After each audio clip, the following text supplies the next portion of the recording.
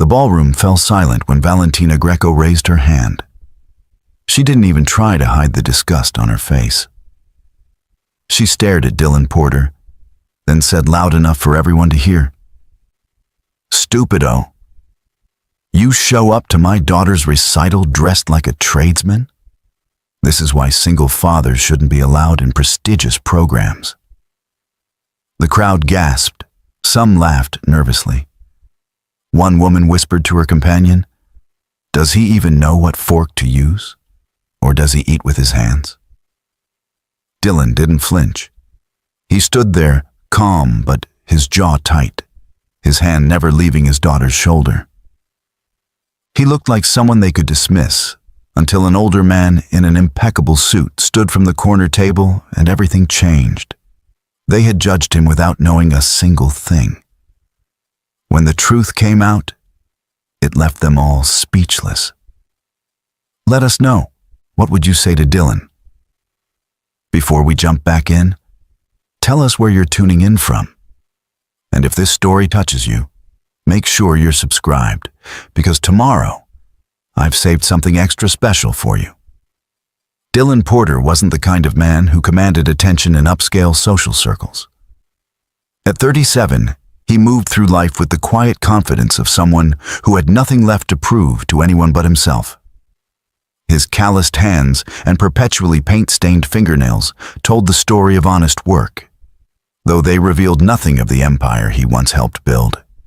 Each morning began the same way, rising at 5:30 a.m. sharp, preparing breakfast with the precision of someone who understood that small rituals created stability. The Harrington Academy Spring Gala was not his natural habitat. Crystal chandeliers cast prismatic light across marble floors while a string quartet played softly in the corner. Women in designer gowns glided past buffet tables laden with foods Dylan couldn't pronounce. Men in tailored suits discussed stock portfolios and vacation homes in the Hamptons. Dylan stood near the refreshment table in his only suit, a navy piece he'd bought off the rack 3 years ago for his daughter's enrollment interview. It was clean and pressed, but unmistakably humble next to the bespoke creation surrounding him. His daughter, Sophie, had begged him to attend. She was performing a violin piece she'd been practicing for months, her small fingers working tirelessly each evening after he returned from the restoration site. Dylan would sit in their modest apartment above the hardware store, listening to her practice while he sketched building designs he no longer had the credentials to submit professionally. Her determination reminded him so much of her mother that sometimes he had to leave the room to collect himself. The other parents had always kept their distance. Dylan understood why. He arrived at school functions in his work truck, usually running late from a job site. He couldn't contribute to fundraising galas or sponsor school wings. His conversations about structural integrity and historical preservation techniques didn't mesh well with discussions of private jets and summer homes in the Mediterranean. The mothers looked through him as if he were part of the catering staff. The fathers never extended invitations to their golf outings or networking dinners. Valentina Greco made her entrance exactly 15 minutes after the event's official start time, a calculated delay that ensured maximum attention. She was striking in the way that unlimited wealth and careful maintenance could achieve. Her Valentino gown probably cost more than Dylan's annual rent. Diamonds glittered at her throat and wrists, cold fire that announced her status before she spoke a word. She was the Academy's largest donor, a real estate magnate who had transformed Boston's waterfront with luxury developments that displaced entire neighborhoods. Her daughter, Isabella, was Sophie's only friend at Harrington. The two girls had bonded over their shared love of music, spending lunch periods discussing composers and techniques. Dylan had met Valentina exactly twice before, both times brief exchanges where she'd looked at him the way someone might notice a stain on expensive upholstery. mildly annoyed, but not worth extensive consideration. When Sophie's turn came to perform, Dylan felt his chest tighten with familiar pride and anxiety. She walked to the center of the small stage they'd erected, her violin tucked under her chin, wearing the simple black dress they'd found at a consignment shop. She looked so small under the lights, so vulnerable. Then she began to play. The piece was Vivaldi, complex and demanding. Dylan watched her fingers dance across the strings, watched the concentration on her face, watched the way she lost herself completely in the music, just like her mother used to. For those 4 minutes, nothing else existed. The whispers about his worn suit faded. The sidelong glances disappeared. There was only Sophie and the music she was creating. When she finished, the applause was enthusiastic. Dylan clapped until his hands hurt, his eyes burning with tears he refused to let fall in public. Sophie's face glowed as she took her bow, her eyes immediately seeking his in the crowd. He gave her a thumbs up, their private signal. As parents mingled afterward, Dylan made his way toward Sophie. She was standing with Isabella, both girls animated and laughing. That's when Valentina Greco intercepted him. "Mr. Porter," she said, her Italian accent thickening with disdain. She looked him up and down with unconcealed judgment. "I need to speak with you about your daughter's friendship with Isabella." Dylan stopped, immediately on alert. "Is there a problem?" "The problem, Mr. Porter, is appropriateness." Valentina's voice carried, drawing attention from nearby groups. "Isabella is being groomed for a certain caliber of social circle. Your daughter, while musically adequate, comes from a very different world." "They're friends," Dylan said quietly. "They enjoy each other's company. Friendship is a luxury that must be strategic at this level," Valentina continued, her voice rising. Several parents had stopped their conversations to listen. "Isabella will attend preparatory programs in Europe this summer. She will be introduced to families of significance. Your daughter's presence in her life is becoming a distraction from more suitable associations." Dylan felt heat rising in his chest, but kept his voice level. "Sophie makes Isabella happy. Isn't that what matters?" Valentina laughed, a sharp sound without warmth. How charmingly naive. This is exactly why single fathers shouldn't be raising daughters in environments they cannot possibly understand. You work with your hands, Mr. Porter. You have no concept of the social architecture required at this level. She gestured at his suit with one manicured hand. You show up to formal events dressed like you're attending a job interview at a bank. You drive that ridiculous truck with paint cans in the back. Do you even realize how embarrassing it is for Isabella when the other families ask about her friend whose father is a common laborer?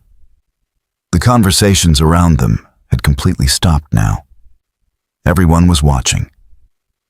Dylan saw pity in some faces, amusement in others, and in a few, the cruel satisfaction of watching someone being put in their place.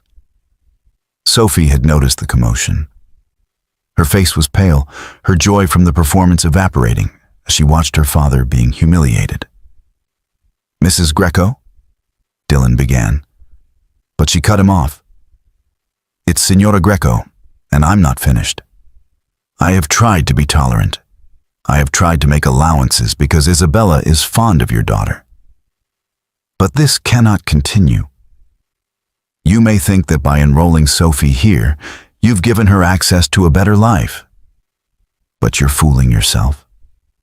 She will always be the scholarship girl with a father who shows up smelling of turpentine." Valentina stepped closer, her voice dropping to a harsh whisper that somehow still carried. "Stupido. You think you belong here? You think your daughter belongs here? This academy is for families who understand legacy, who understand cultivation of proper connections. You are a painter of houses, Mr. Porter, a man who climbs ladders for a living. The kindest thing you could do for Sophie is to withdraw her and enroll her somewhere more suited to her station. Dylan's hands clenched at his sides, but his voice remained steady. Sophie earned her place here through her talent and hard work. She has every right to be here. Rights? Valentina's eyebrow arched. How American. This isn't about rights, Mr. Porter. This is about knowing your place, and your place is not among us. She turned to the crowd, playing to her audience now. This is what happens when we let compassion override common sense. We dilute excellence. We compromise standards. We allow people who cannot possibly appreciate what we've built to contaminate it with their mediocrity. Dylan looked past her to where Sophie stood, tears streaming down her face. Isabella had her arm around her friend, looking at her mother with an expression of confused hurt. In that moment, Dylan made a decision. He would not give these people the satisfaction of seeing him break. "If you'll excuse me," he said quietly, "I need to congratulate my daughter on her beautiful performance." He walked past Valentina Greco with his head high, ignoring the whispers that erupted in his wake. When he reached Sophie, he knelt down to her level, wiping her tears with his thumb. "You were magnificent," he whispered. "Your mother would have been so proud." Dylan Porter's alarm went off at 5:30 a.m. every morning, without exception. His apartment above Chen's Hardware on the east side of Portland was modest. Just 3 rooms with slanted ceilings and windows that rattled when the wind picked up. But every inch of it was carefully maintained, every surface clean, every object in its designated place. Not from obsession, but from necessity. Organization was the scaffold that held their lives together. The kitchen was barely large enough for 2 people to stand in, but Dylan had learned to work efficiently in small spaces. While the coffee brewed, he prepared Sophie's lunch with the same attention to detail he applied to his restoration work. A turkey sandwich on whole wheat, cut diagonally because she'd once mentioned she preferred it that way. An apple sliced into segments because whole fruits came back uneaten. A small container of hummus with baby carrots. A homemade cookie wrapped in wax paper, the recipe her mother had perfected years ago. Preparing and narrating this story took us a lot of time, so if you are enjoying it, subscribe to our channel. It means a lot to us. Now, back to the story. He tucked a note into her lunch bag, a ritual he'd started the first day of kindergarten and never stopped. Today's read: "The music you make brightens the whole world, especially mine. Love, Dad." Small words that carried the weight of everything he couldn't always express when exhaustion made him quiet in the evenings. Their apartment told a story of 2 lives, intertwined. Sophie's violin stood in its stand near the window where the light was best for practice. Dylan's drafting table occupied the corner of the living room, covered with sketches and blueprints he worked on late at night, projects that would never be built but kept his skills sharp and his mind engaged. The walls were covered with Sophie's artwork from over the years, a gallery of her growth from crayon scribbles to sophisticated watercolors. On the bookshelf sat framed photographs. Sophie at various ages, always smiling. Dylan and Sophie together at parks, museums, concerts, and one photo that Dylan's eyes always found, even when he wasn't consciously looking.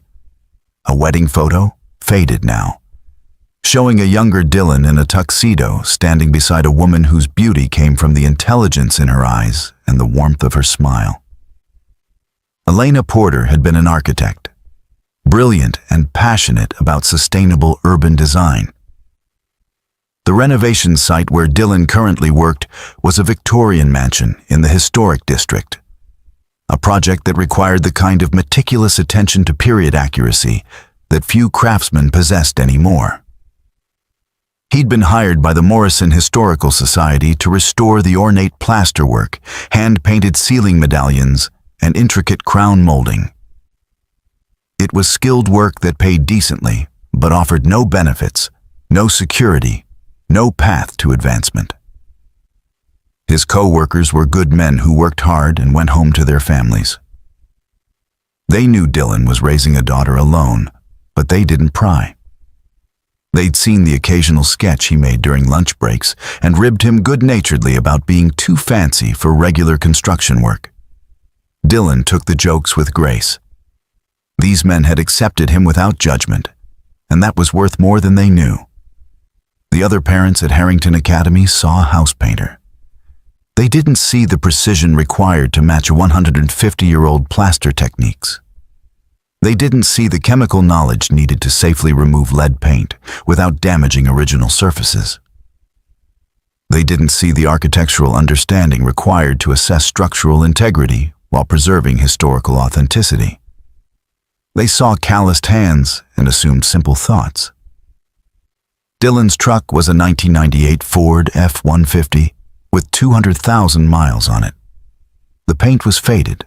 The passenger door had a dent from a parking lot incident years ago, and the bed was perpetually filled with drop cloths, paint cans, and equipment. It was utilitarian and unglamorous. Everything the luxury vehicles in Harrington's parking lot were not. But it was paid off, reliable, and served its purpose.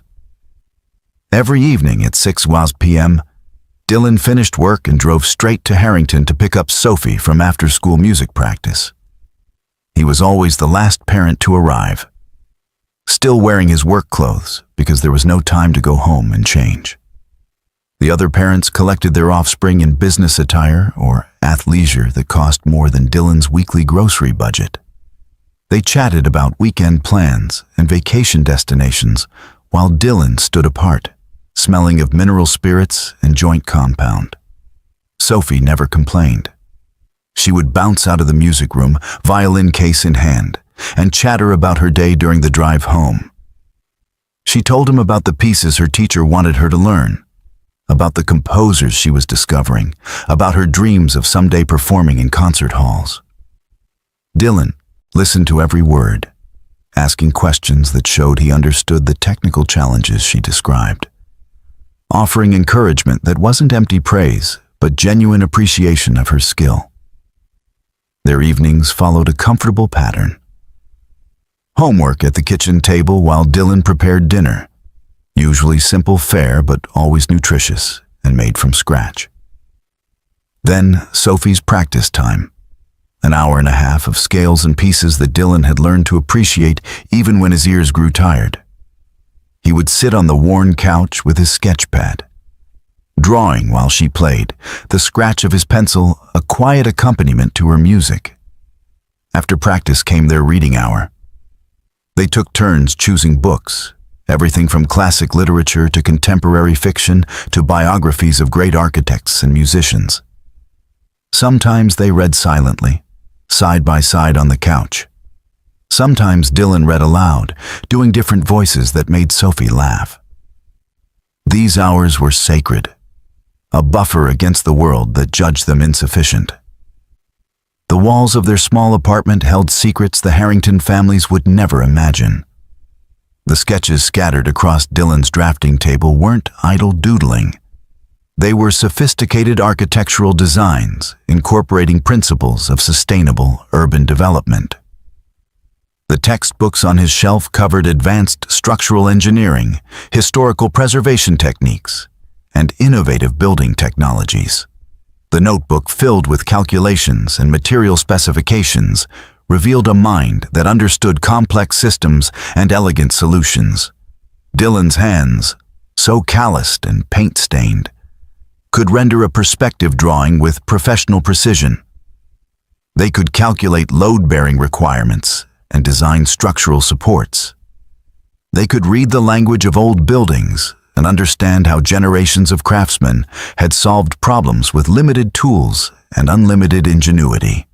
These same hands braided Sophie's hair each morning, made her lunch, signed her permission slips, and applauded at her recitals. On Friday nights, they had a standing date. Dylan would finish work early, and they would explore Portland together. Art museums where Dylan explained composition and perspective, while Sophie related everything to music theory. The historic architecture walk where Dylan pointed out different periods and styles, teaching Sophie to read the stories buildings told. The farmers market where they selected ingredients for weekend cooking experiments. These outings cost little but created wealth that had nothing to do with money. The other Harrington parents saw a scholarship student and her working-class father. They didn't see the private education in art, architecture, music theory, and critical thinking that happened in that small apartment above the hardware store. They didn't see the sophisticated discussions about aesthetics and culture. They didn't see how Dylan was raising a daughter who understood that worth came from character and capability, not from designer labels and social positioning. Sunday mornings, Dylan and Sophie volunteered at the community center, teaching art classes to neighborhood youngsters who couldn't afford private lessons. Dylan showed them basic drawing techniques, while Sophie helped with music fundamentals. The gratitude of families who struggled just to keep food on the table reminded Dylan what truly mattered. These people didn't care about his pedigree or his profession. They cared that he showed up consistently and treated their loved ones with respect. In the quiet moments after Sophie fell asleep, Dylan would stand in her doorway watching her breathe. This perfect person he and Elena had created. The weight of raising her alone never lessened, but neither did his determination. He was enough. They were enough. Together, they were building a life of substance, even if the Valentina Grecos of the world couldn't recognize it. The night after the gala humiliation, Dylan sat at his drafting table, unable to focus on the sketch before him. The apartment was quiet. Sophie finally asleep after crying herself into exhaustion. The other students had been cruel the next day at school, emboldened by their parents' gossip. "My mom says your dad is basically a janitor," one girl had announced at lunch. "Isabella's mom says you don't really belong here." Dylan pulled open the bottom drawer of his drafting table, the one that stuck slightly and required a specific angle to open. Inside, beneath old sketch pads and rolled blueprints, was a wooden box. He hadn't opened it in over a year. His hands trembled slightly as he lifted the lid. The first item was a photograph, professional and glossy. It showed a younger Dylan, clean-shaven and wearing an expensive suit, standing in front of a gleaming glass building. Beside him stood Elena, radiant in a tailored dress, her dark hair pulled back to reveal the elegant line of her neck. They were holding a model of a building between them, their faces alight with pride and possibility. The caption at the bottom read, "Porter and Associates Architects win International Sustainable Design Award."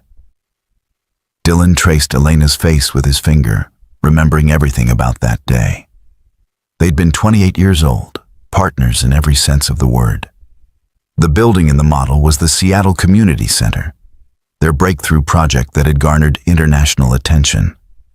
It was a masterpiece of sustainable design, incorporating solar arrays, rainwater harvesting, green roofs, and passive heating and cooling systems while maintaining classical aesthetic beauty. Elena had been the visionary. She saw buildings not as isolated structures, but as living parts of urban ecosystems. She understood how architecture could heal communities rather than divide them.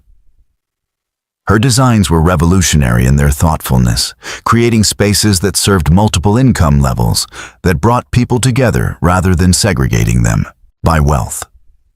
Dylan had been the engineer who made her visions possible. He could translate her soaring ideas into structural reality, finding elegant solutions to seemingly impossible challenges. Together, they'd been formidable. Porter and Associates had been more than a firm, it was a mission. They'd wanted to prove that beautiful, sustainable architecture didn't have to be the exclusive domain of the wealthy. The next item in the box was a leather portfolio, worn now but still quality.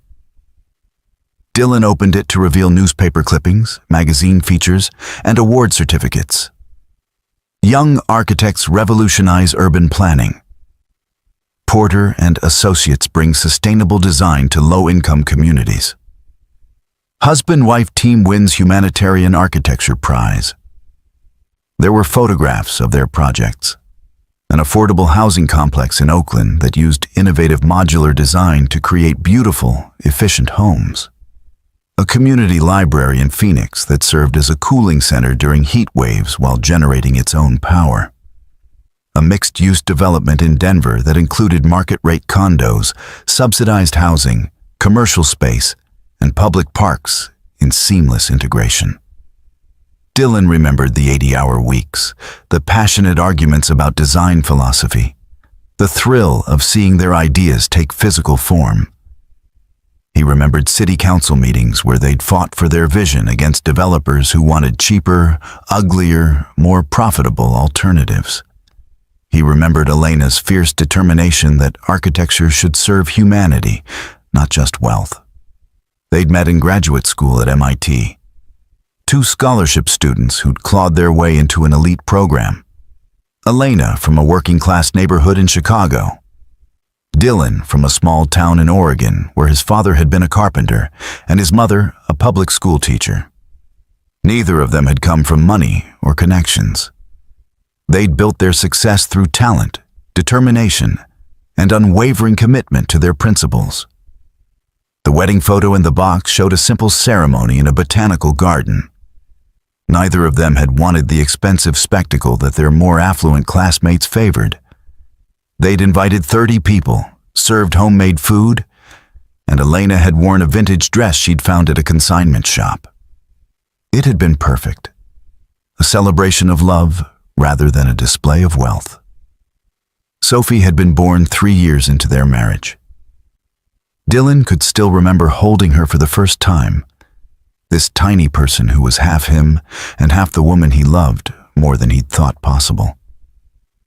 Elena had taken 6 weeks of maternity leave, then returned to work with new fire.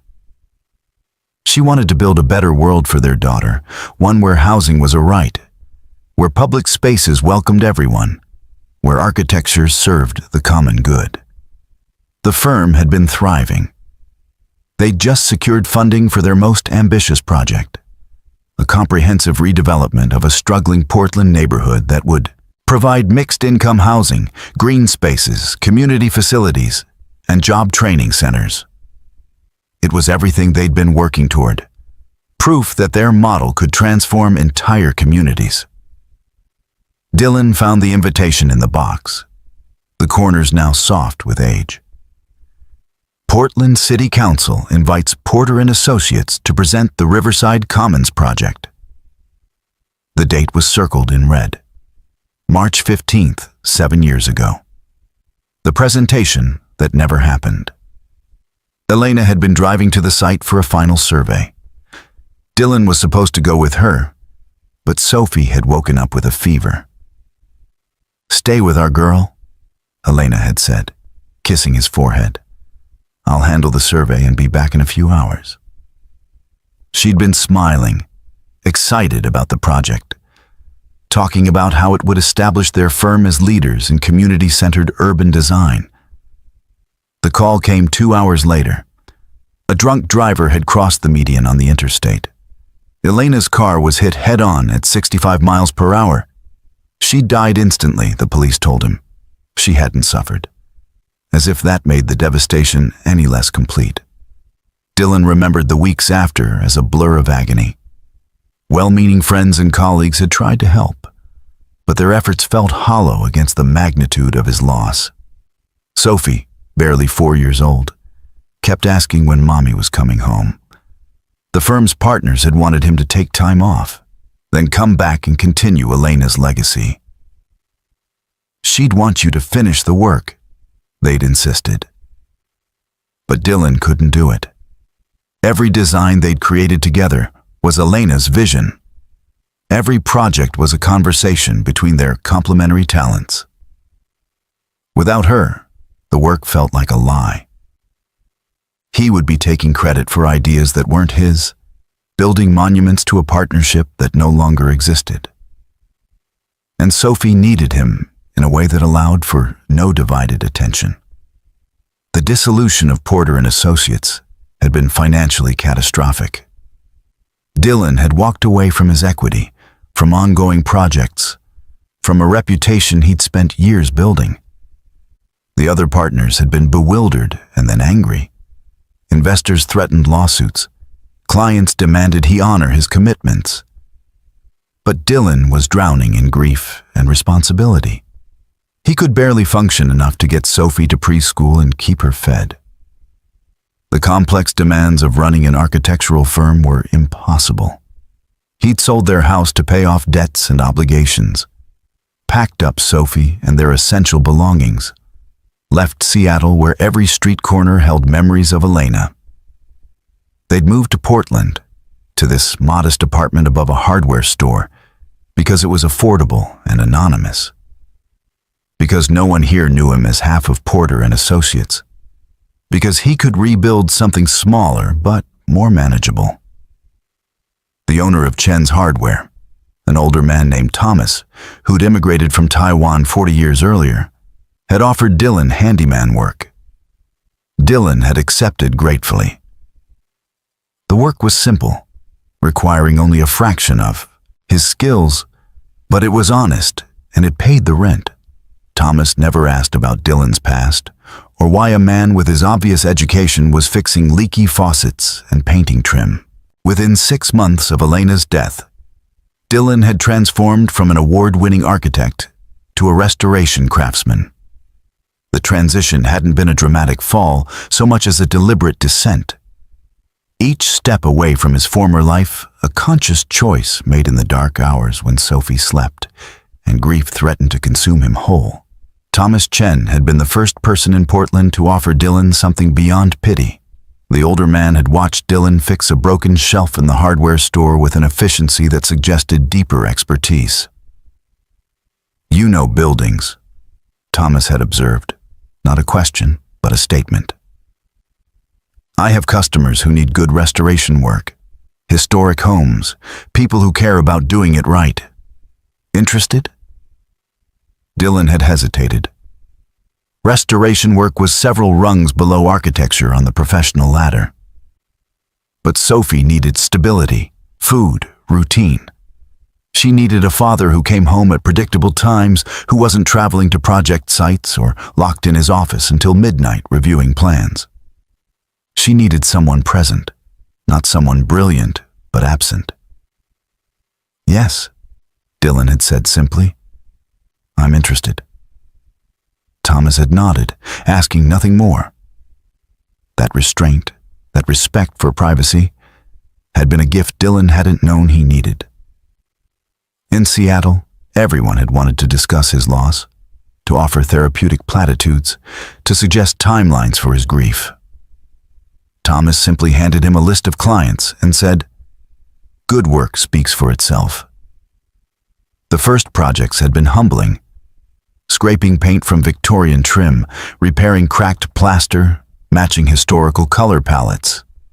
Work that required patience and attention to detail, but nothing like the intellectual challenge of designing a building from foundation to roof. Dylan's MIT education and years of innovative design experience were monumentally overqualified for determining the correct shade of cream for a 1890s dining room. But there was unexpected solace in the simplicity. When his hands were busy with tangible tasks, his mind couldn't spiral into the abyss of what he'd lost. When he was matching the grain pattern on replacement molding, he wasn't thinking about the Riverside Commons project being completed by other architects. When he was carefully restoring hand-painted ceiling medallions, he wasn't imagining Elena's reaction to designs he'd never create. The work also connected him to something Elena had valued deeply: preservation. She'd always argued that sustainable architecture wasn't just about new construction, but about honoring and maintaining existing structures. "The greenest building is the one already built," she used to say. "We just need to help it function better." In his small way, Dylan was continuing that philosophy. Sophie had been too young to understand what they'd lost beyond her mother. She didn't know that the cramped apartment was a vast reduction from their spacious Seattle home. She didn't know her father had once commanded six-figure fees for design consultations. She knew only that Daddy went to work, came home, and was always there when she needed him. That consistency, that presence, was worth more than any career achievement. Dylan had enrolled Sophie in public school initially, a perfectly good elementary program where she'd thrived academically and made friends. But when her music teacher had pulled him aside to discuss Sophie's exceptional talent, everything shifted. "Mr. Porter, your daughter has something rare," the teacher had explained. "Perfect pitch, natural musicality, and the discipline to develop it. She should be studying with a specialist, attending a program that can cultivate this gift properly." The teacher had recommended Harrington Academy, Portland's most prestigious private school with a renowned music program. Dylan's first instinct had been to dismiss it as impossible. The tuition alone was more than his annual income. But the teacher had persisted. "They have scholarships for exceptionally talented students.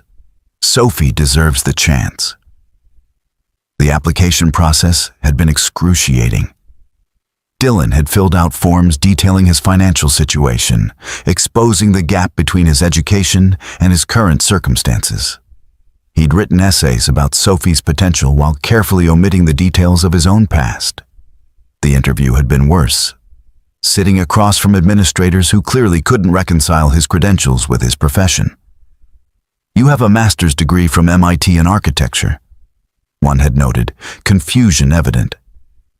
"Yet you work in restoration?" "I work with my hands to support my daughter," Dylan had answered.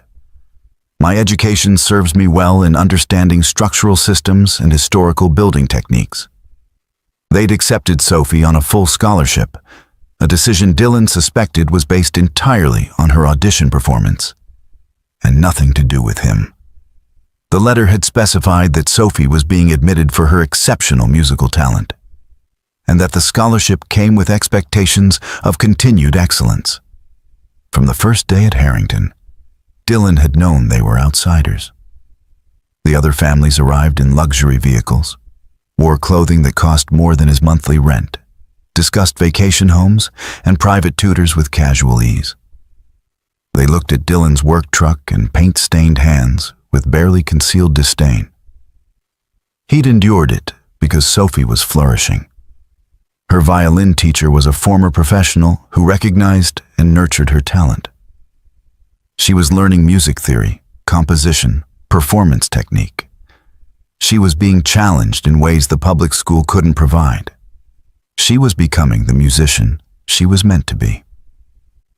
Every scholarship renewal required Dylan to prove their continued financial need.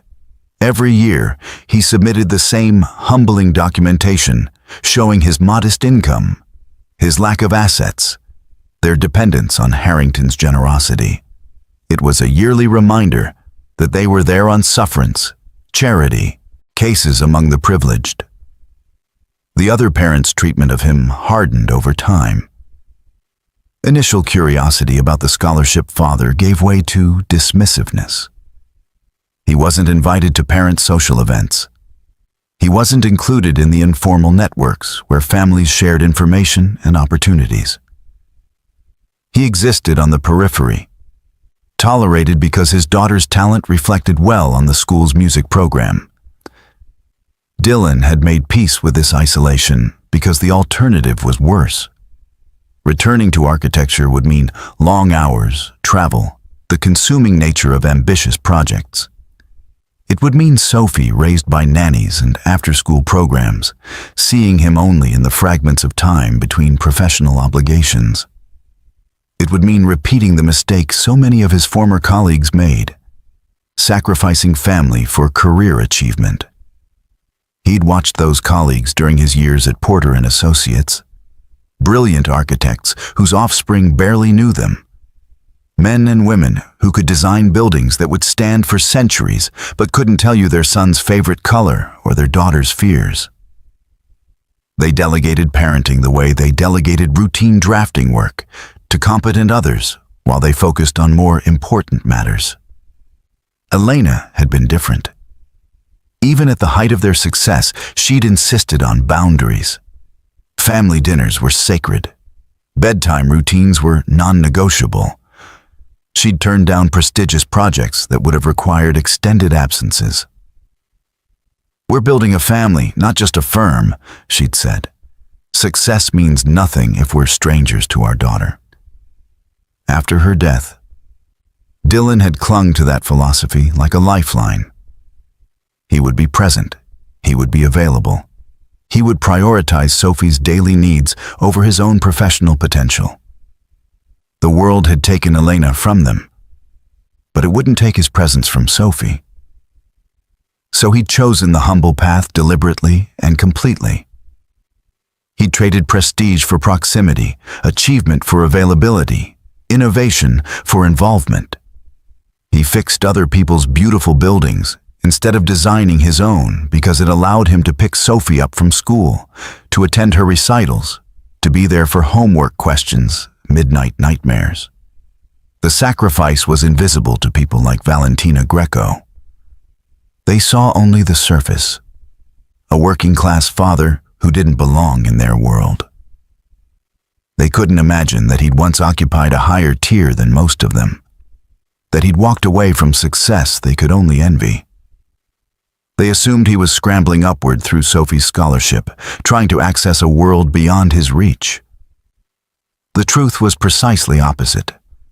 Dylan had descended deliberately, trading everything he'd built professionally for something he valued more. Being the father Sophie needed every single day. Not the brilliant architect who created buildings that would outlive him. Not the visionary designer who transformed communities. Just Dad. Reliable and present, fixing what was broken and building a life that, while modest, was wholly theirs. The morning after Valentina Greco's public humiliation of Dylan, a formal letter arrived from Harrington Academy. The heavy cream stationery bore the school's embossed seal, its weight and quality announcing importance before Dylan even opened it. He read it standing in his small kitchen, coffee growing cold in his hand. "Dear Mr. Porter, the Harrington Academy Scholarship Committee requires an emergency review of Sophie Porter's continued enrollment. Please attend a meeting on Friday, March 10th at 2 p.m. to discuss matters pertaining to family circumstances and student welfare. Attendance is mandatory. Failure to appear will result in immediate scholarship suspension." Dylan read it 3 times, searching for specifics that weren't there. Family circumstances could mean anything. Student welfare was deliberately vague. The mandatory attendance and threat of immediate suspension left no ambiguity about the power dynamic. He was being summoned, not invited. He called his supervisor at the Morrison Restoration site, a decent man named Keith who'd always been flexible about Dylan's parenting responsibilities. "I need Friday afternoon off. School meeting." "Everything okay with Sophie?" Keith asked, concern genuine. "I'm not sure yet," Dylan admitted, "but I need to be there. Take the time. We'll manage." The meeting room at Harrington was designed to intimidate. A long mahogany table dominated the space, surrounded by high-backed leather chairs. 6 people sat on one side. Principal Whitmore, 2 school board members, the director of student services, the head of the music department, and Valentina Greco. A single chair faced them on the opposite side, positioned like a defendant before judges. Dylan sat down. his work clothes suddenly feeling more shabby than usual in this room of tailored suits and designer dresses. He'd come straight from the restoration site, not having time to go home and change. Plaster dust probably still clung to his hair. Principal Whitmore opened a folder. Her expression practiced neutrality. "Mr. Porter, thank you for coming. We need to discuss some concerns that have arisen regarding Sophie's home environment and your capacity to provide appropriate support for a student in our program." "What concerns specifically?" Dylan asked. One of the board members, a silver-haired woman named Dr. Pemberton, slid a document across the table. "We've received reports that Sophie has been experiencing social difficulties, withdrawal from peer groups, emotional distress, signs of anxiety that suggest instability in her home life." Dylan scanned the document, recognizing immediately that these observations had been taken out of context and amplified. Sophie has been upset because other students have been cruel to her after Mrs. Greco publicly stated she doesn't belong here. "Mr. Porter," Valentina interjected smoothly, "you misunderstand. My concern was for Isabella's social development." But it raised larger questions about whether Sophie is truly thriving in this environment.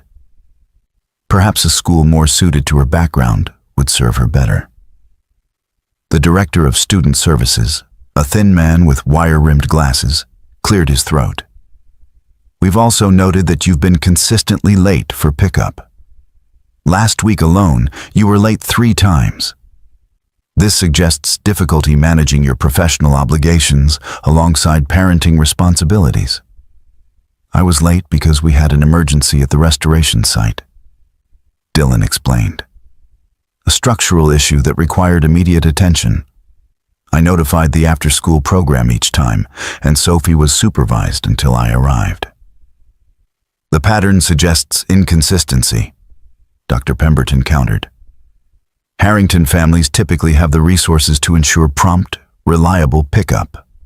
Nannies, drivers, flexible work arrangements that accommodate school schedules. I'm one person doing the work of 2 parents," Dylan said quietly. "Sometimes there are delays. But Sophie is never unsupervised, and she knows I'll always come for her." The head of the music department, a stern woman named Professor Clark, opened another folder. "We also have concerns about Sophie's practice environment.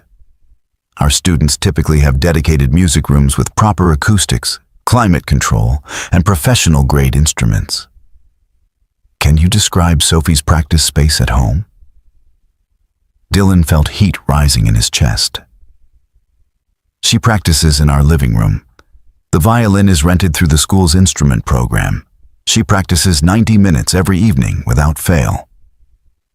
"A living room in an apartment above a hardware store," Valentina said, her tone making it sound sordid. "With noise from the street, customers coming and going, hardly conducive to developing serious musicianship." "Sophie's teacher has never complained about her preparation," Dylan said. "Her technical progress has been excellent." Professor Clark consulted her notes. "Sophie is talented, certainly, but talent requires cultivation in the proper environment.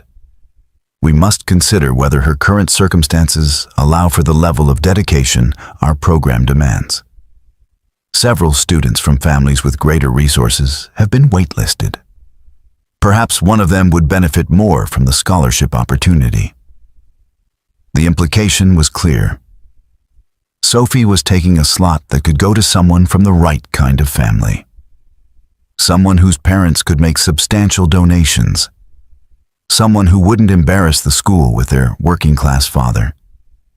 Principal Whitmore presented another document.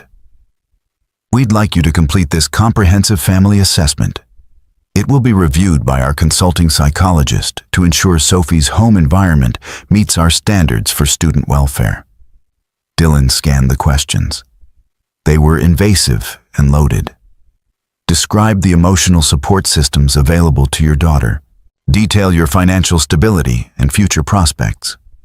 Explain your qualifications for addressing the unique developmental needs of a gifted female student. Every question was designed to highlight his deficiencies as a single father with limited means. You're putting my daughter's scholarship under review because I don't have enough money, Dylan said bluntly. That's what this is really about. Mr. Porter, Dr. Pemberton said with manufactured patience. This is about Sophie's best interests. Sometimes loving a person means acknowledging when we cannot provide what they need. There are excellent public school music programs that might be more appropriate for your family's circumstances. Over the next 2 weeks, the campaign intensified with surgical precision. Sophie came home with a note from her guidance counselor requesting a meeting to discuss her socialization patterns. The meeting revealed that other parents had expressed concerns about Sophie's friendship with their daughters, citing the difficult family situation. What difficult situation? Dylan had demanded. The counselor had been apologetic but firm. Single-parent homes, especially single fathers with daughters, can create complicated dynamics. The other parents feel more comfortable with play dates in traditional family settings. Invitations that had been rare before stopped completely. Isabella was forbidden from sitting with Sophie at lunch, her mother having decided the friendship was no longer appropriate. Sophie ate alone, a visible marker of her outsider status. The school's annual fundraising gala sent out invitations with a note at the bottom. Suggested contribution, $5,000 per family. The amount was more than Dylan's monthly income. When he didn't respond, he received a follow-up email noting that family participation in fundraising was considered in scholarship renewal decisions. The music department announced a summer intensive program in Vermont, a month-long workshop with renowned instructors. Cost, $8,000 plus travel. Professor Clark mentioned casually that serious students were expected to attend. When Dylan explained he couldn't afford it, she'd frowned with disappointment. I see. Well, we'll make note of that. Anonymous notes started appearing in Sophie's locker. Charity case.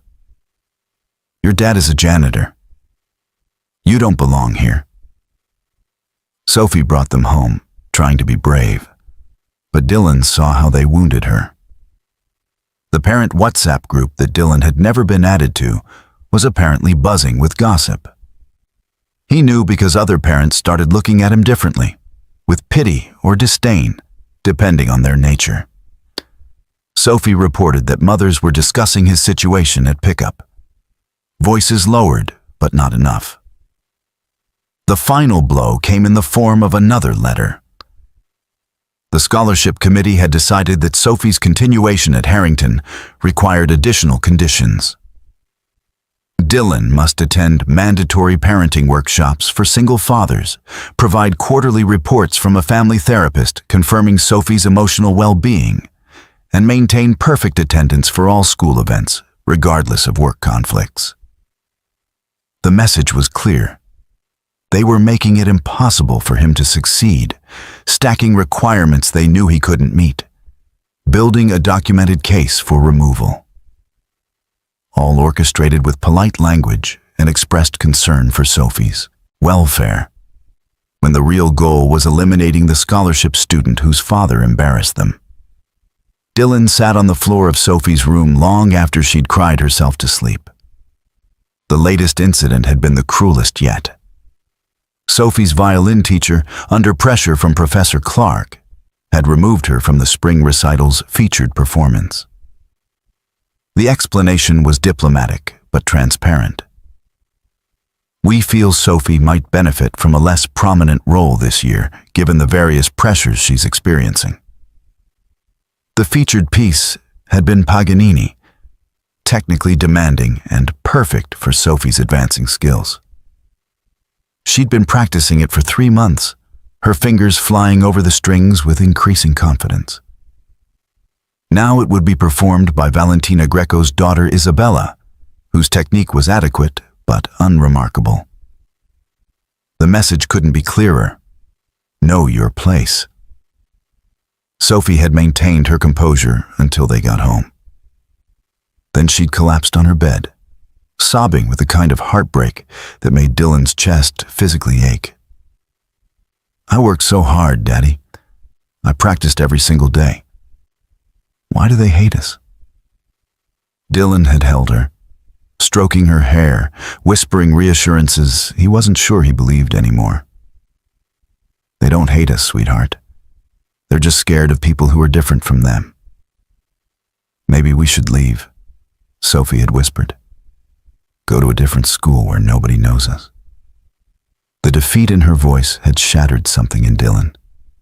His strong, talented daughter was being systematically broken by people who should have been nurturing her gifts. And he was powerless to stop it. Now, surrounded by the evidence of their life together, Dylan felt the full weight of his inadequacy. Sophie's room was filled with her achievements, certificates from music competitions, ribbons from school exhibitions, photographs of performances, all proof of her exceptional talent, all rendered meaningless by the machinery of exclusion grinding against them. He pulled out his phone and scrolled through his contacts, stopping at a name he hadn't called in 6 years. Richard Morrison, his former business partner at Porter & Associates. Richard had taken over the firm after Dylan left, successfully completing the Riverside Commons project and several others. He'd reached out periodically over the years, always with the same message. When you're ready to come back, we have a place for you. Dylan had never responded. The idea of returning to architecture had felt like a betrayal of the choice he'd made, the life he'd built with Sophie. But now, staring at that name, he wondered if he'd been wrong. Maybe Sophie would be better off with a father who could afford Harrington's unspoken price of admission. A father who belonged in rooms with people like Valentina Greco. A father who wasn't an embarrassment. His finger hovered over the call button. Richard would welcome him back. The firm was thriving and could offer a senior partnership. The salary would transform their circumstances overnight. Sophie could stay at Harrington without the constant threat of scholarship review. He could afford the summer programs, the right clothes, the correct social signals. They could move out of this apartment into a house in the right neighborhood. He could stop being the charity case and become someone the other parents had to respect. But at what cost? Dylan looked at the clock. 11:47 p.m. Sophie would wake at 6:30, expecting breakfast and her daily note. If he returned to architecture, there would be client dinners that ran late, site visits that required travel, design deadlines that demanded all-night work sessions, the intense, consuming nature of ambitious projects that had defined his life before Elena's death. He could give Sophie money and status, but he'd lose the daily presence that had been his promise to her, to Elena's memory, to himself. Dylan stood and walked to his own room, opening the closet where his old portfolio still resided. He pulled it out, spreading his best design work across the bed. The Seattle Community Center, elegant and functional. The Oakland housing complex that had won humanitarian awards. The Phoenix Library that served as a model for sustainable public architecture. This was who he'd been. Someone whose work mattered on a scale beyond individual lives. Someone who changed skylines and transformed communities. Someone Elena had believed in completely. He looked at his current sketchbook, filled with measured drawings of Victorian molding profiles and plaster ceiling medallions. Competent work, but so small compared to what he used to do. Was this enough? Had he made Sophie's life better or worse by choosing this path? The assessment documents from Harrington sat on his desk, still incomplete. Questions designed to expose his inadequacies. Describe your long-term career prospects and how they will provide for your daughter's future opportunities. Explain your support network for addressing your daughter's complex developmental needs. Detail your plan for ensuring your daughter receives appropriate female guidance and role modeling. Every question was a trap. Every answer would be weighed against invisible standards he could never meet. He was being judged by people who measured worth in dollar signs and social connections, people who couldn't conceive that value might exist in other forms. Dylan pulled Elena's photograph from his nightstand. She smiled at him across the years, forever 31, forever brilliant, forever gone.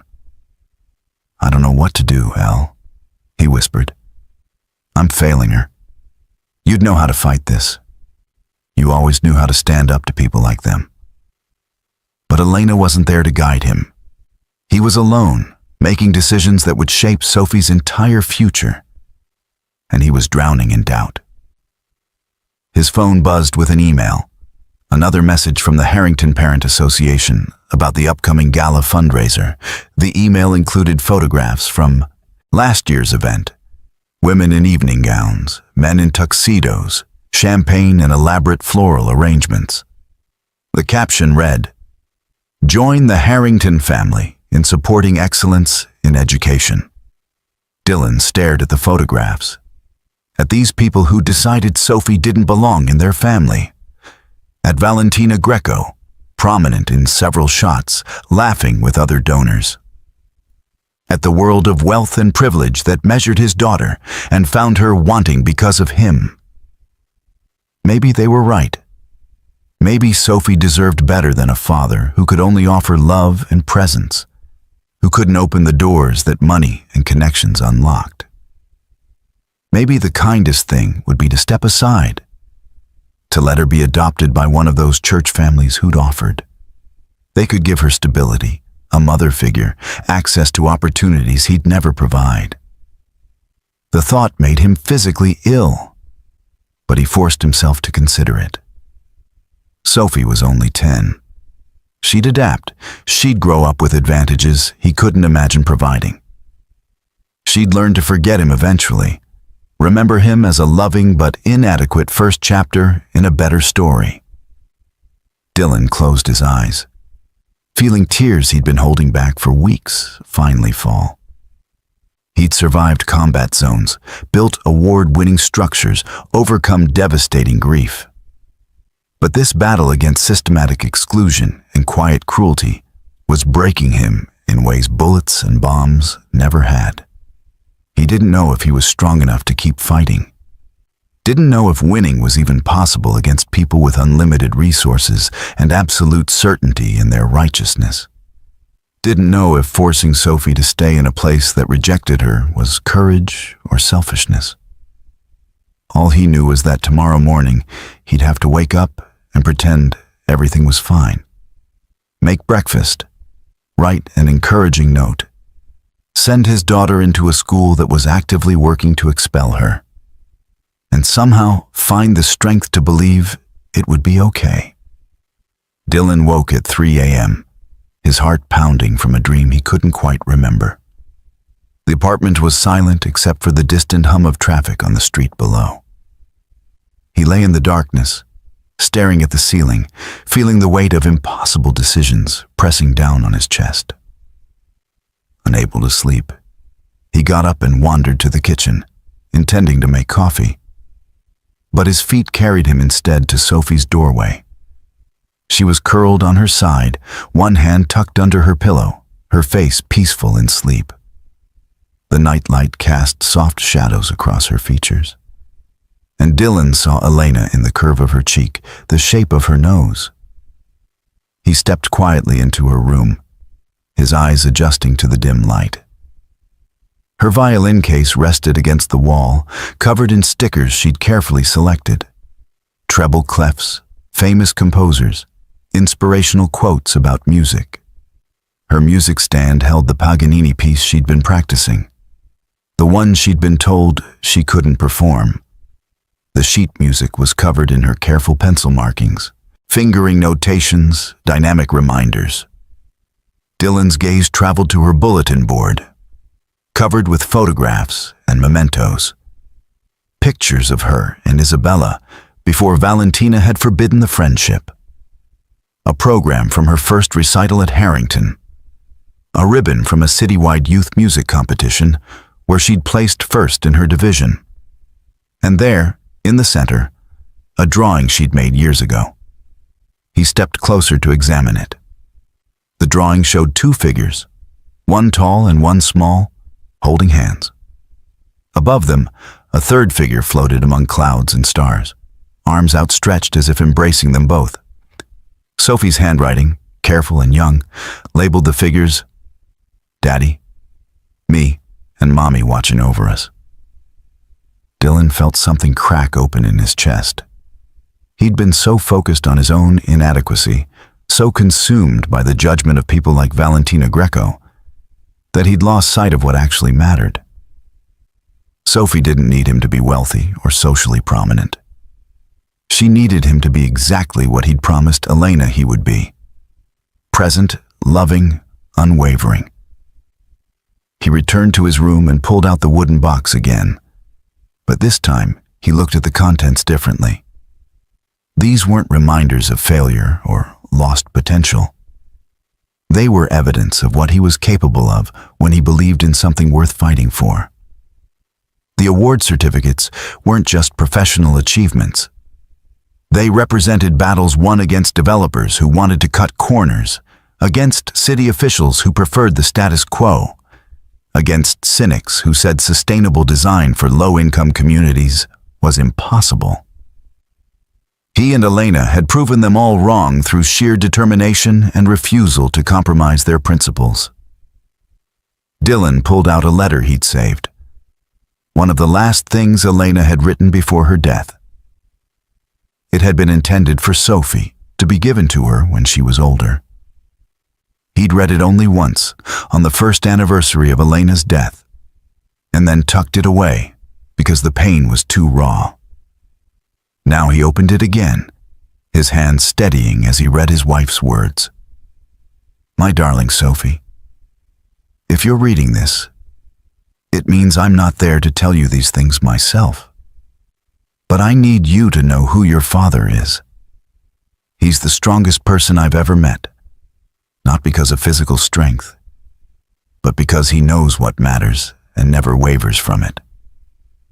When everyone else was designing buildings to impress other architects, your father designed buildings to serve people.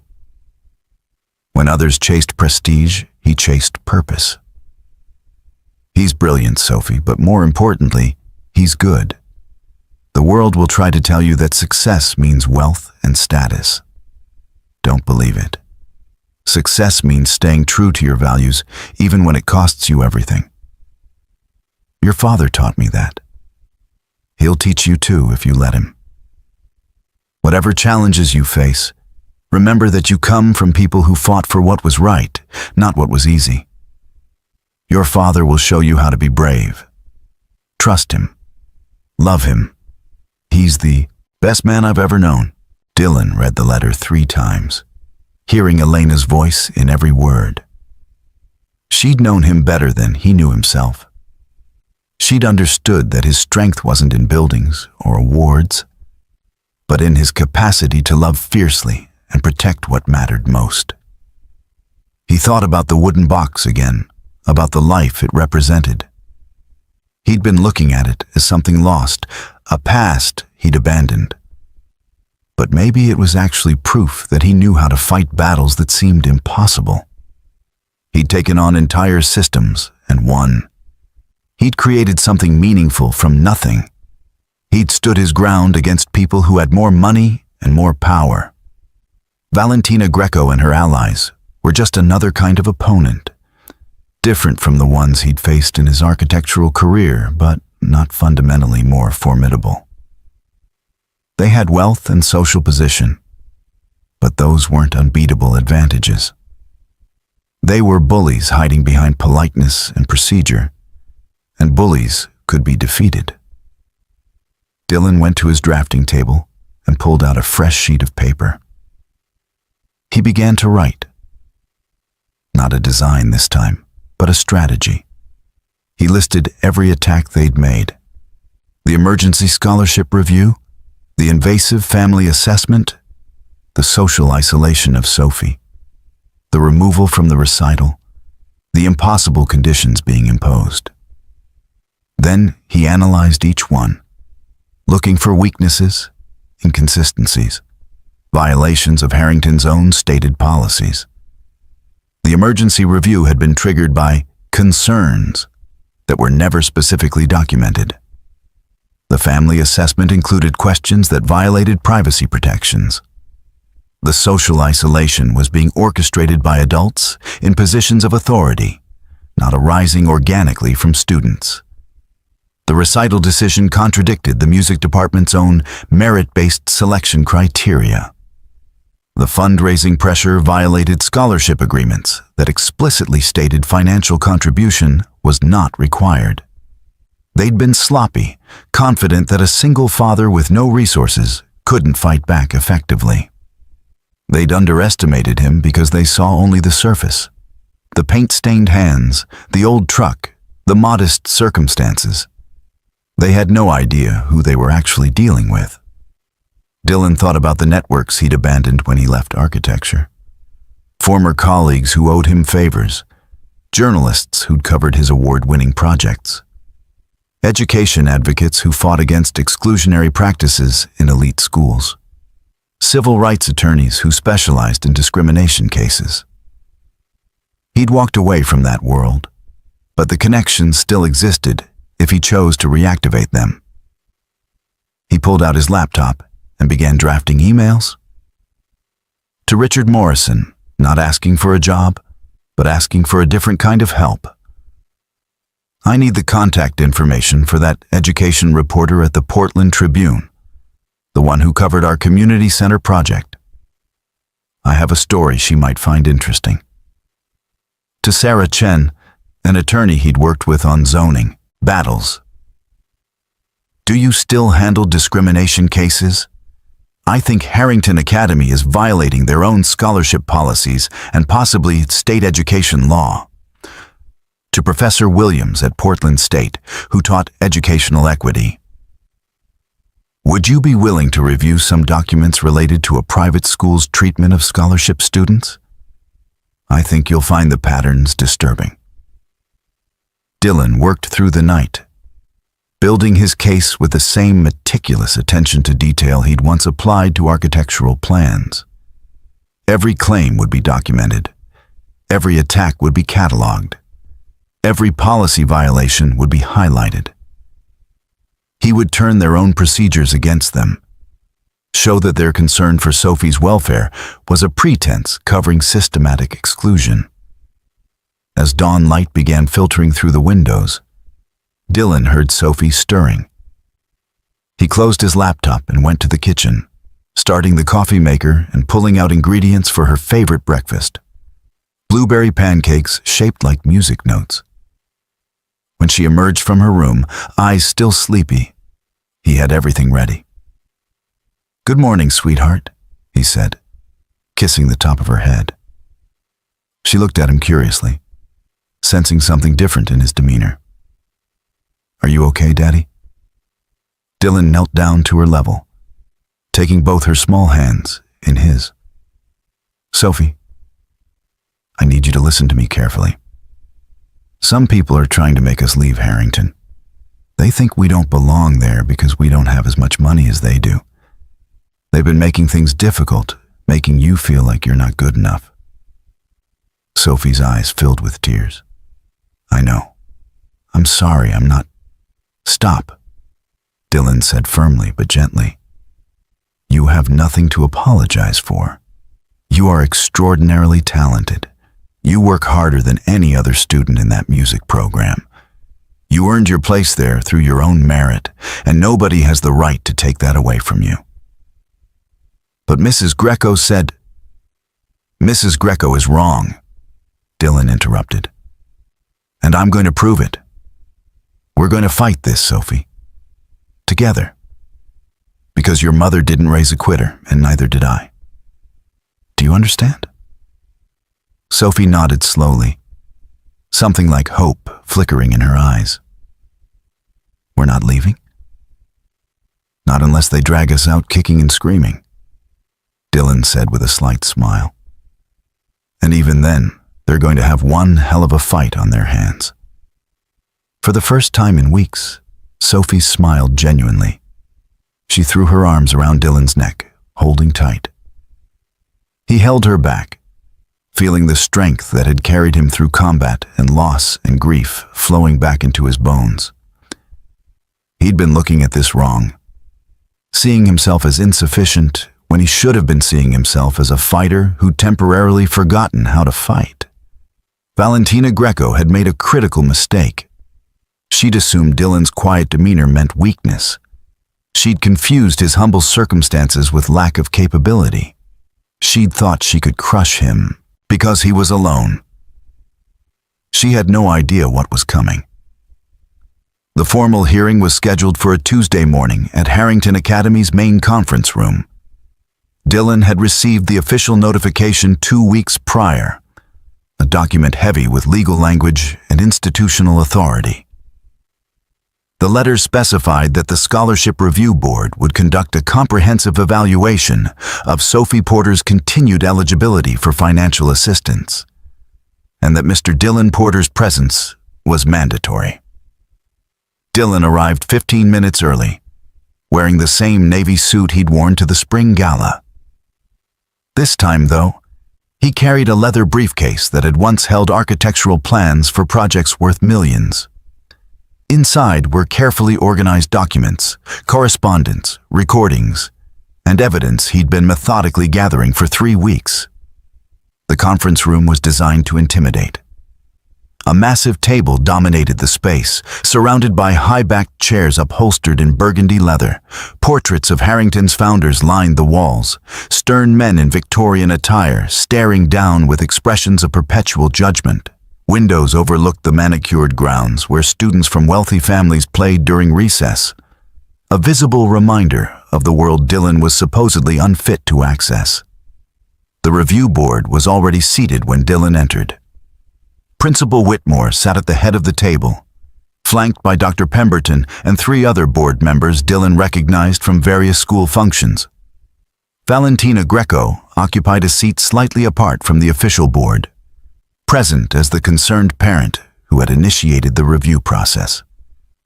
The school's attorney, a sharp-featured man named Mr. Blackwell, sat with a stack of folders before him. A single chair faced them all, positioned in a way that made the power dynamic brutally clear. Dylan was the defendant. They were the jury, judge, and prosecutor combined. Mr. Porter, Principal Whitmore began, her voice professionally cool. Thank you for attending. This review has been convened to address serious concerns regarding Sophie Porter's home environment and your capacity to provide the support necessary for a student in our demanding program. Dylan said nothing, simply meeting her gaze steadily. He'd learned long ago that silence could be more powerful than premature argument. Mr. Blackwell opened his folder. We have documentation of concerning patterns. Tardiness for pickup on 14 occasions over the past semester. Failure to participate in mandatory fundraising activities. Inability to provide adequate practice facilities. Incomplete responses to our family assessment questionnaire. And most troubling, signs of emotional distress in Sophie that correlate directly with instability in her home situation. He slid documents across the table. Dylan glanced at them but didn't touch them. He knew what they said. He'd anticipated every argument. Dr. Pemberton spoke next, her tone carrying false sympathy. Mr. Porter, no, one doubts your love for your daughter. But love alone isn't sufficient for raising a child with Sophie's exceptional gifts. She requires resources, stability, opportunities that extend beyond what a single parent in your economic situation can realistically provide. Furthermore, another board member added, we have testimony from other parents expressing concern about Sophie's socialization. The consensus is that she would benefit from a more traditional family structure. perhaps through our foster placement program with one of Harrington's established families. Valentina Greco leaned forward, her expression calculated compassion. Mr. Porter, I have personally offered to facilitate Sophie's placement with a wonderful family. The Hendersons are pillars of our community, with 3 daughters of their own. They could provide Sophie with siblings, a mother figure, educational opportunities, including summer programs in Europe. She would remain at Harrington, excel in our music program, and have the life she deserves. You want me to give up my daughter? Dylan said quietly. We want what's best for Sophie, Principal Whitmore corrected. Sometimes that means making difficult decisions. You've done admirably given your limitations, but Sophie's needs are outgrowing your capacity to meet them. Mr. Blackwell presented more documents. We have statements from teachers noting Sophie's declining enthusiasm, from the guidance counselor documenting increased anxiety, from other parents describing concerning behaviors that suggest neglect of her social and emotional development. The pattern is clear, Mr. Porter. Your circumstances are harming your daughter. For 2 hours, they presented their case. Each board member contributed evidence of Dylan's inadequacy. The attorney framed everything in language of child welfare and best interests. Valentina Greco punctuated key points with personal observations about Sophie's potential being wasted in Dylan's care. Dylan listened to it all without interruption. He watched them build their mountain of concern and documentation. He noted how they referenced policies selectively, how they interpreted Sophie's normal childhood struggles as evidence of systemic failure. He recognized the strategy because he'd seen it before in zoning battles and permit hearings. Overwhelm the opponent with volume, bury the truth under enough official-sounding language that resistance seems futile.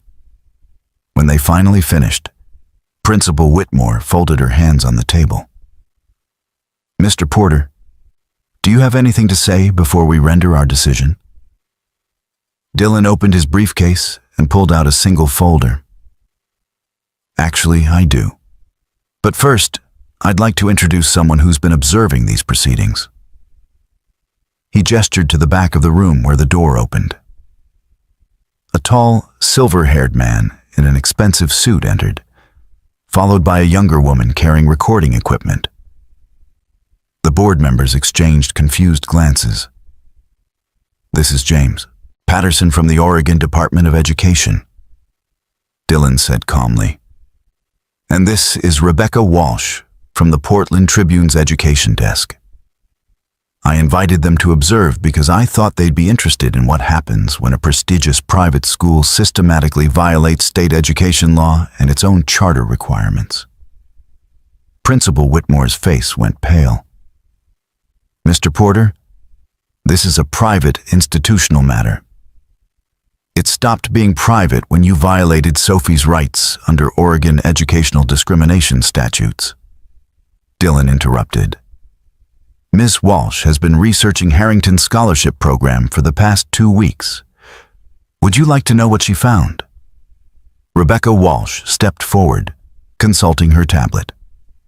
Harrington Academy receives substantial tax benefits for maintaining a scholarship program that supposedly serves economically disadvantaged students.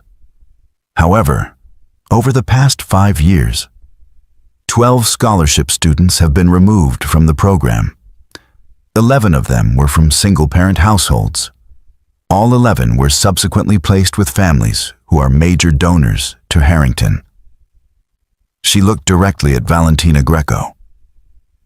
In fact, Mrs. Greco has personally facilitated 4 such placements, each resulting in the receiving family making substantial financial contributions to the school. The pattern suggests systematic abuse of the scholarship program to funnel students toward wealthy donors. Mr. Blackwell stood abruptly. These are serious allegations without foundation. I have the foundation right here, Dylan said, opening his folder. Emails between Principal Whitmore and board members discussing how to encourage scholarship families to withdraw voluntarily. Text messages between Mrs. Greco and other parents coordinating the social isolation of Sophie. Recording of Professor Clark admitting that Sophie's removal from the recital was not merit-based, but rather done to appease major donors. He spread documents across the table.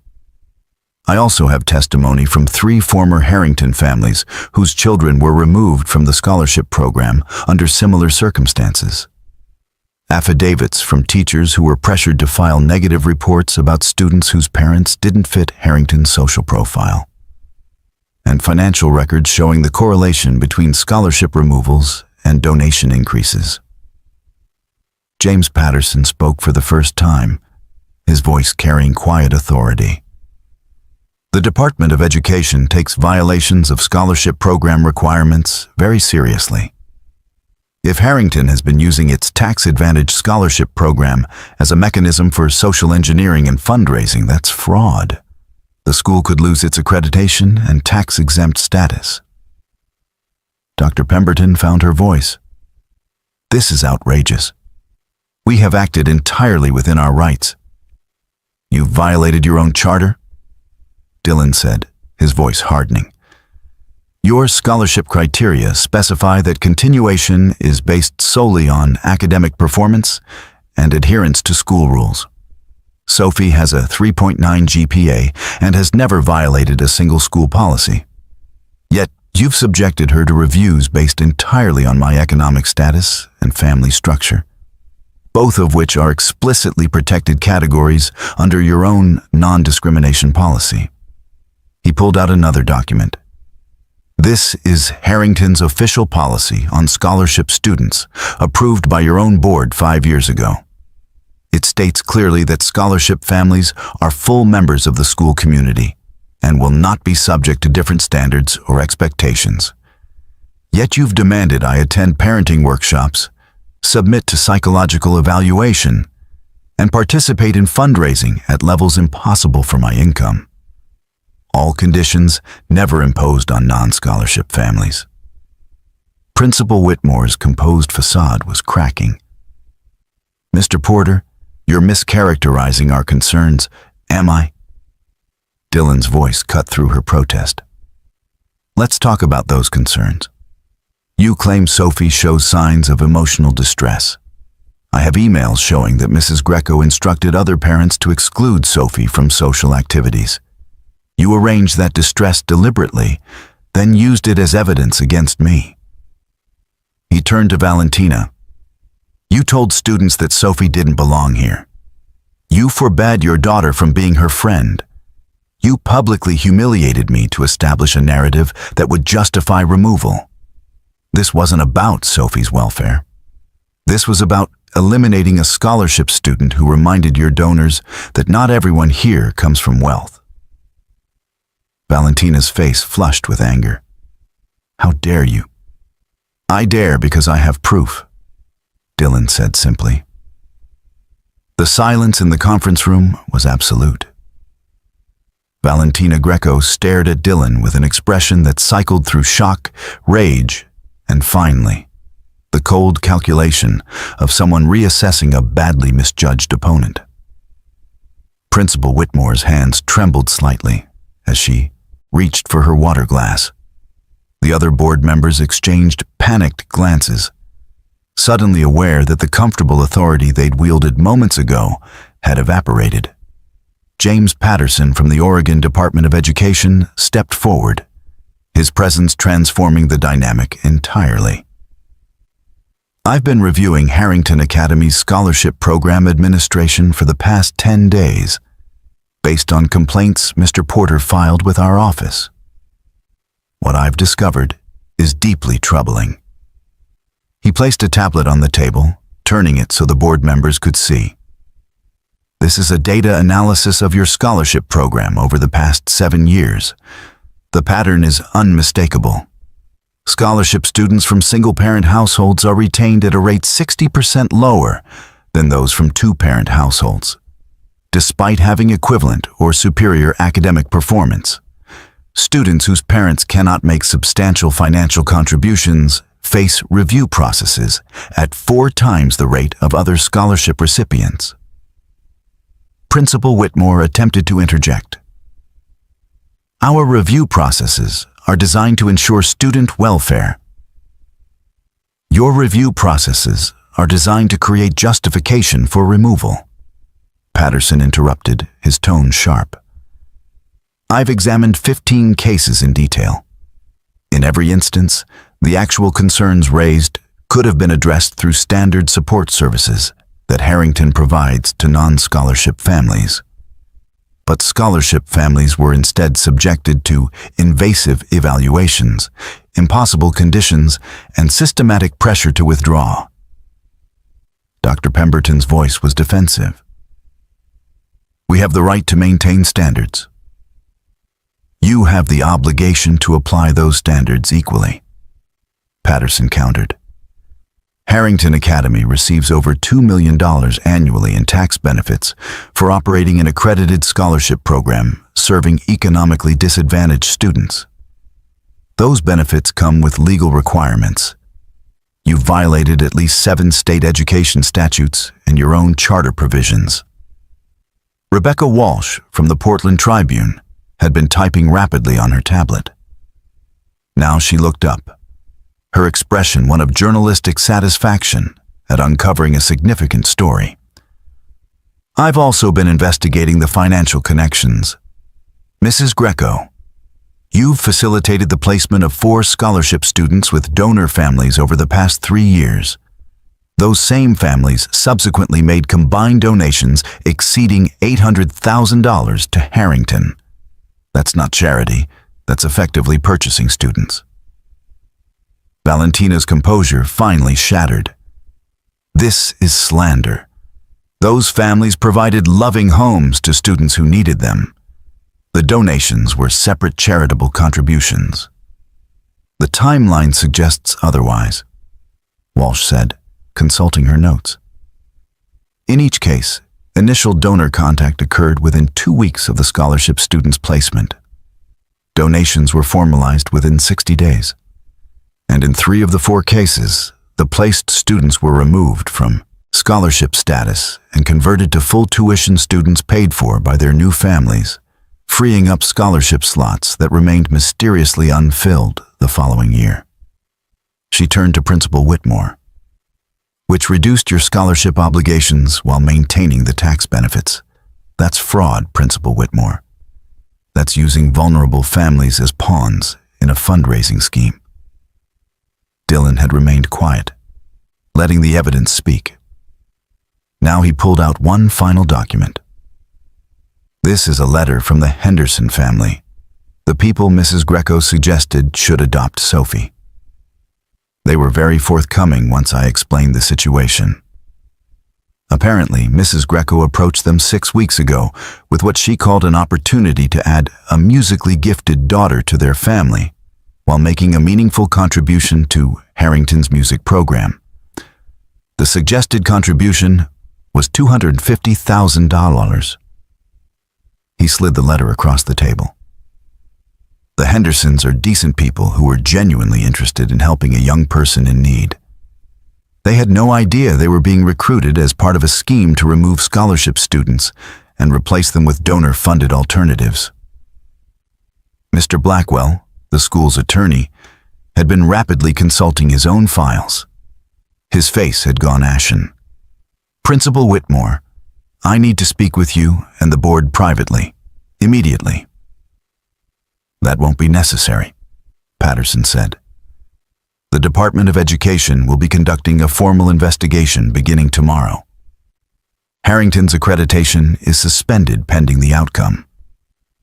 All scholarship-related decisions made in the past 18 months are frozen until reviewed for compliance with state and federal education law. He looked directly at Principal Whitmore. This means Sophie Porter's scholarship status is fully reinstated without conditions. Any attempt to retaliate against her or her father will be considered obstruction of a state investigation and will result in immediate revocation of Harrington's operating license. Principal Whitmore seemed to age 10 years in that moment. Her carefully constructed world of controlled admissions and cultivated donors was collapsing around her. "Mr. Patterson, surely we can discuss this reasonably." "There's nothing to discuss," Patterson said flatly. "You've systematically violated the public trust. Private schools that accept tax benefits for scholarship programs are bound by strict compliance requirements. You've treated those requirements as suggestions and vulnerable families as resources to exploit. The consequences will be severe." Dylan spoke again, his voice quiet but carrying absolute authority. "I want to be clear about something. I didn't do this for revenge. I did this because Sophie deserves better. All the scholarship students deserve better. You took families who were working hard to give their loved ones opportunities, and you made them feel ashamed. You weaponized their economic circumstances against them. You created a system where students earned their places through merit, but were judged by their parents' bank accounts." He looked at each board member in turn. "Every single scholarship student at this school has talent that earned them admission. They work harder than most of your donor family's offspring because they understand the value of the opportunity. And you've been systematically telling them they don't belong, that their families are insufficient, that they should be grateful for whatever scraps of dignity you choose to offer." Valentina Greco found her voice, though it lacked its earlier confidence. "Mr. Porter, you clearly have more to your background than you've shared. Perhaps if you'd been forthcoming about your credentials." "My credentials are irrelevant," Dylan interrupted. "I shouldn't need a prestigious past to be treated with basic respect. The mechanic's daughter deserves the same opportunities as the billionaire's daughter if she has the talent and work ethic. That's supposed to be the entire point of scholarship programs. But you've perverted that mission into a social sorting mechanism that protects privilege and punishes difference." He stood, gathering his documents. "Sophie will remain at Harrington under her full scholarship. She will not be subjected to any special reviews or conditions beyond those applied to all students. She will participate in the spring recital performing the Paganini piece she's been practicing, because Professor Clark's own rubric shows she's the most qualified student for that performance." Professor Clark, who had been silent throughout the confrontation, nodded weakly.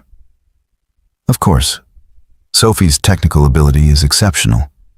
The change was administrative, not artistic." "The change was discriminatory," Dylan corrected. "And it ends now." Rebecca Walsh closed her tablet. "My article goes live tomorrow morning. I'll be documenting the Department of Education's investigation and following up with interviews from affected families. Mr. Porter has provided contact information for several former Harrington families who are willing to share their experiences." She looked at Valentina Greco with particular focus. "I'm also investigating the financial relationships between scholarship placements and donor contributions. If there's evidence of fraud or exploitation, criminal charges may follow." Valentina stood abruptly, her chair scraping harshly against the floor. "I will not sit here and be slandered. Your attorneys will advise you to cooperate fully with the investigation," Patterson said calmly. "And to hope that the district attorney's office doesn't find sufficient evidence for criminal prosecution. Using your position on the school board to facilitate what amounts to child trafficking for fundraising purposes is a serious felony, Mrs. Greco." The color drained from Valentina's face. Without another word, she grabbed her designer handbag and left the conference room, her heels clicking rapidly down the hallway in retreat. Principal Whitmore seemed to collapse inward. "The board will need to meet to discuss our response. The board will cooperate completely with the state investigation," Patterson said firmly. and you'll immediately suspend all scholarship review processes pending establishment of new oversight procedures. I'll be assigning a compliance monitor who will have full access to all student records and administrative communications. He handed her a business card. My office will be in contact tomorrow with a formal notice of investigation and a list of required documentation. I suggest you retain counsel, Principal Whitmore. The violations are serious enough that personal liability may attach. Dylan walked toward the door, then paused. One more thing. The other scholarship families who've been made to feel unwelcome here deserve an apology and assurance that the harassment will stop. If I hear of any retaliation or continued discrimination, I'll be back with more documentation and more witnesses. This ends completely, or it becomes a much larger problem for everyone involved. He left the conference room without waiting for a response. In the hallway, he found Sophie waiting on a bench with Isabella beside her. The two girls had apparently reconciled on their own, united by the injustice they'd witnessed. When Sophie saw her father, she jumped up and ran to him. "Did we win?" she asked, her voice a mixture of hope and fear. Dylan knelt down to her level, taking both her hands. "We won, sweetheart. You're staying at Harrington. You're performing your Paganini piece. And nobody is going to make you feel like you don't belong here anymore." Sophie threw her arms around his neck, and Dylan held her tight, feeling the weight of the past months lifting from his shoulders. Over Sophie's shoulder, he saw Isabella watching with tears in her eyes. "I'm sorry," Isabella said quietly. "My mother was wrong. You do belong here, Sophie. You're the best violinist in the whole school." Sophie pulled back from Dylan and went to her friend, hugging her fiercely. "It's not your fault. I'm just glad we can be friends again." The two girls held each other while Dylan stood, watching them reclaim the friendship that had been taken from them. This was what mattered. Not the confrontation in the conference room or the victory over institutional discrimination. The fact that Sophie could stand in these hallways with her head high, knowing she belonged because of her talent and character, not despite her father's economic circumstances. Over the next week, changes rippled through Harrington Academy. Principal Whitmore took an immediate leave of absence. 3 board members resigned.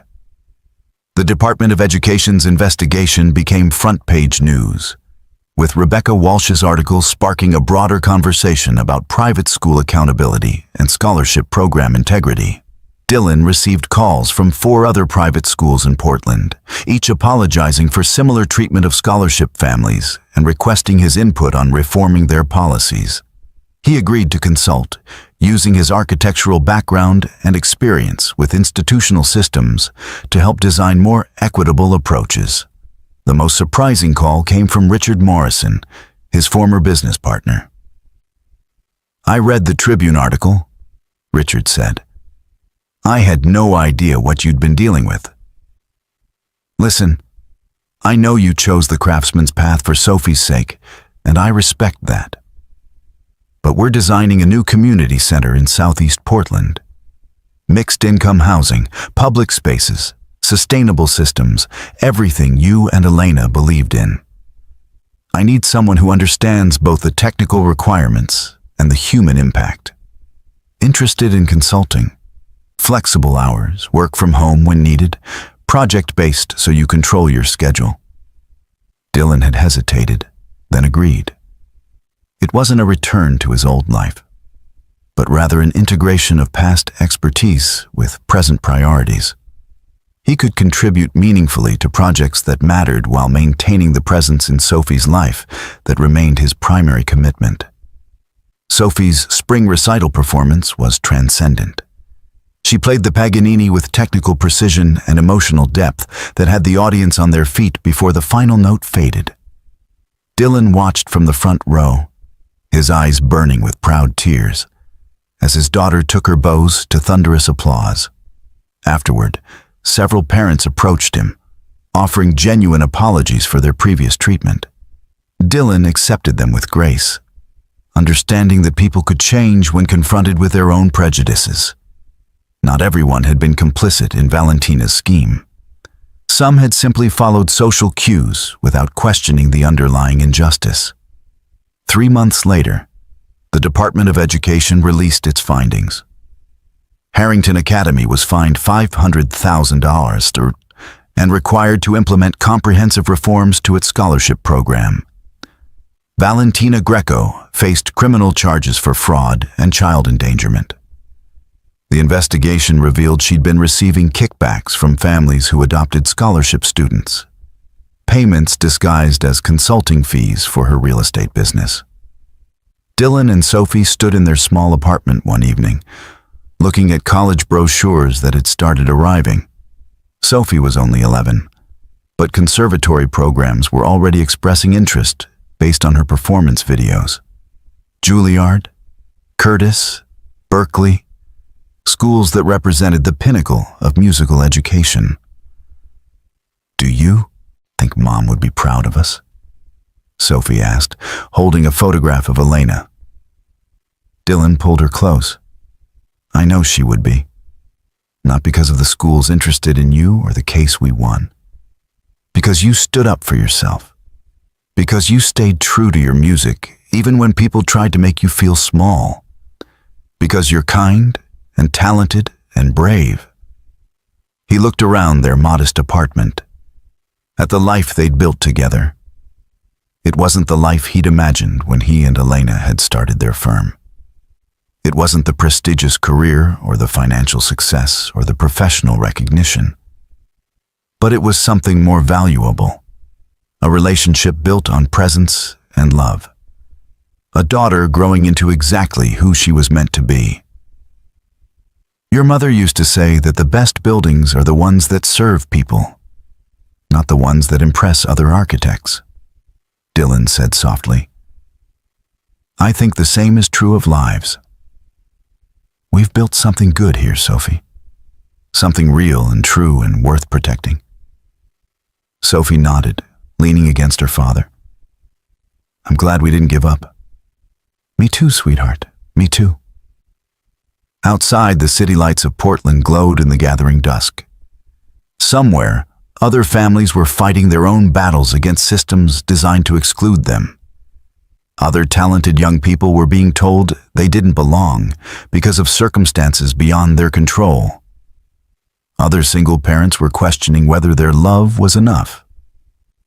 Dylan hoped that what had happened at Harrington would make those battles slightly easier, would remind people that worth wasn't measured in wealth or social position. That dignity was a right, not a privilege. That families came in many forms, all of them valid when built on love and commitment. He'd been a soldier of sorts in this battle, fighting not with weapons, but with documentation and determination.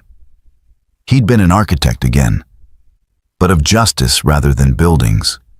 And most importantly, he'd been a father, protecting his daughter's right to pursue her dreams without shame or apology.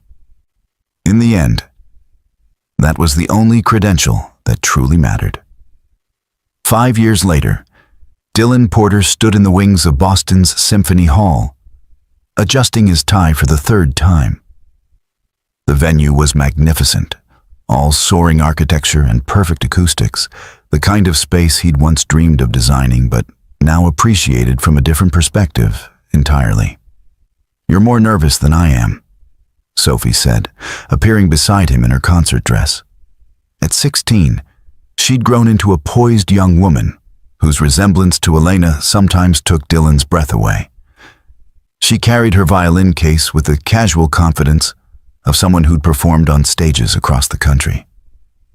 "I'm allowed to be nervous," Dylan replied, kissing the top of her head.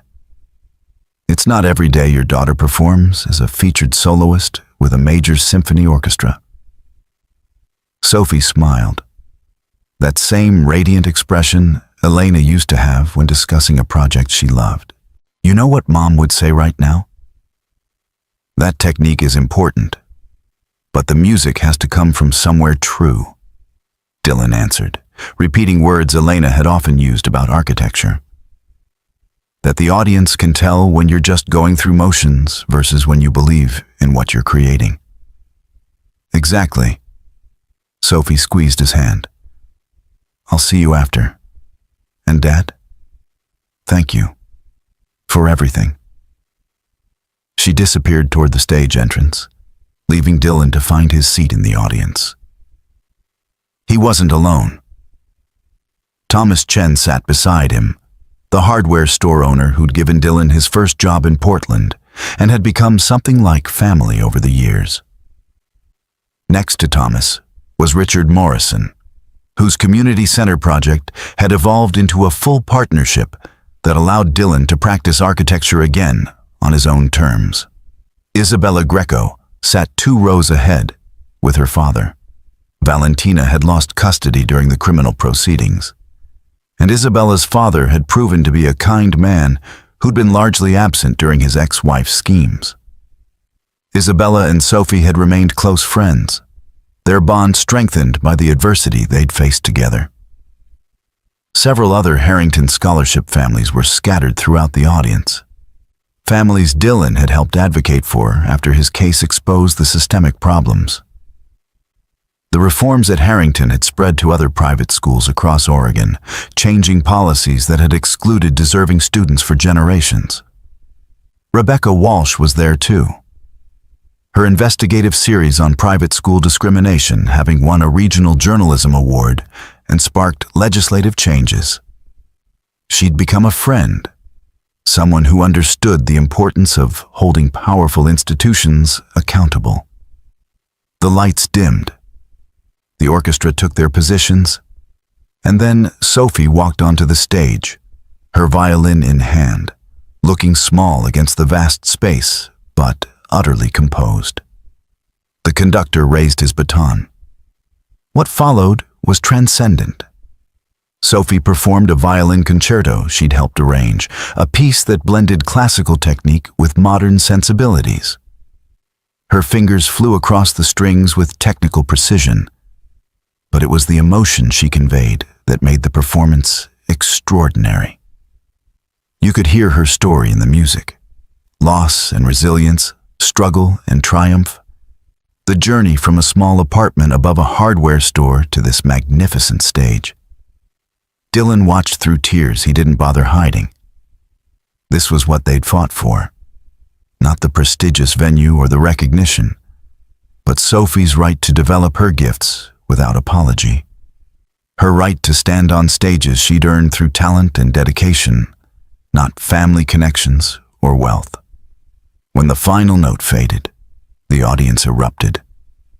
The standing ovation lasted 3 full minutes. Sophie took her bows with grace, her eyes finding Dylan's in the crowd. The look they exchanged said everything words couldn't capture. At the reception afterward, Dylan found himself surrounded by well-wishers.